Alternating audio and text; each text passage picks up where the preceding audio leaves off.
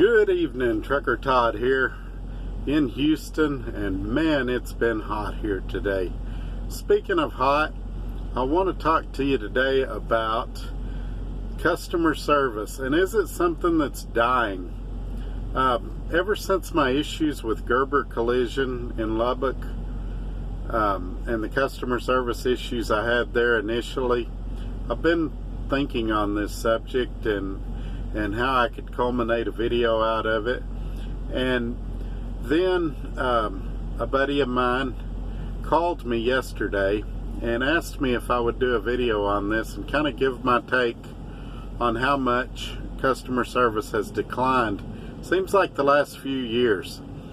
And then another buddy that works at a restaurant recommended that I also do a video. So I've had several people recommend this, because they had two hostesses at their restaurant that were young. I think they're 16, 17 years old, that were texting on their phones and writing their name on paper. And they had a group come in wanting to eat in their restaurant, and they never looked up, never acknowledged them. They were so focused on their phones. The first friend I was talking about, he went to a large, let's call it a large grocery store chain in Lubbock, and he was getting gas, and he went in to pay, and the two girls are talking not even about work-related things. They never even acknowledged he was there. Now we could broaden this a little. Think about the last time you called an 800 number for customer service. How many times do you have to say representative before you can even get a live person on the phone? How many buttons do you have to press? It doesn't save any time. Wouldn't it be quicker if they just had somebody answer the phone when you called? But it's like your time's not important. Then there's a large department store chain that we all know who it is. They can have a line of 50 people and they'll have 2 cashiers. Is that respecting your time? Is that good customer service? But that's where we're at these days. And I recently heard that the fast food chain McDonald's actually has a message that comes up on their registers that reminds the cashier to thank you for your purchase. While we're on the subject of McDonald's, think about when you go eat there and they have the little kiosk where, what kind of customer service is that, where you don't even interact with a person? Or Walmart, where you have the self-checkouts. Now you've got to figure that in the price of your merchandise you're buying at Walmart was figured that a cashier would be ringing you up. The labor's figured in there. So how much are they saving each transaction by having you ring up your own groceries? I often joke when I'm on there that it won't be long till I'm stocking the shelves too and sweeping the floor. But they get away with doing this, and we accept worse and worse customer service every year. And so I just wanted to touch on that for a minute. Now, what could be done about it?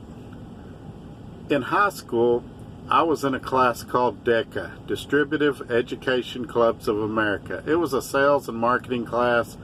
We're kind of a business class, and we learned about marketing and things like that. And the teacher always told us that, you know, we're there for the customer, that the customer has a lot of choices on where they spend their money, and that we need to take care of the customer. Be friendly, have a smile, have the merchandise presented in a good way. And this was carried over more. A lot of people on here probably don't know. My dad was a cotton farmer, and so my first actual job was working on a farm. My second actual job was I got a job at the local grocery store in my hometown, and the management there was the same way. They thought it was real important to have a clean store and to take care of the customer, because the customer could drive to Lubbock from the small town that I grew up in, where they had a vast array of grocery stores with cheaper groceries and everything. The thing that kept them coming to us was the friendliness and that hometown feeling. And so I've always understood that you have to take care of the customer. That doesn't seem to be the case anymore. So what can we do about it? Well, in short, the solution is to spend your money with people that do what you approve of, and to not spend your money with people that don't. Take Walmart, for example. If you have a Walmart that is not very customer focused, then go to another Walmart, or stop Walmart altogether and go to another department store chain such as Target or somebody else. Same thing with McDonald's. If you've got a McDonald's in your town that's always serving you cold French fries and never gets your order right and they're not friendly, don't go to that McDonald's. Go to another McDonald's, or stop going to McDonald's altogether until you start hearing that it's improved. I think another thing that's really effective in this day and age is to write reviews on the internet, and I do that frequently, both good and bad, and I've had a lot of success with that. Also, this YouTube channel has been a big success. But anyway, I hope that this is a trend that will end soon, and that not only in this situation but just in general, that we'll all start treating each other better. Thanks for watching. Don't forget to like it and subscribe and click the bell notification. Leave your comments below. Share this stuff on social media. And if you've got an idea for a topic you'd like me to talk about in the future, either trucking or otherwise, shoot me an email. I'll have my email in the comments.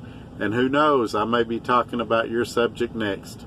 All right, guys, have a great night. I'm going to bed. We'll see you next time. Thanks for watching. Bye-bye.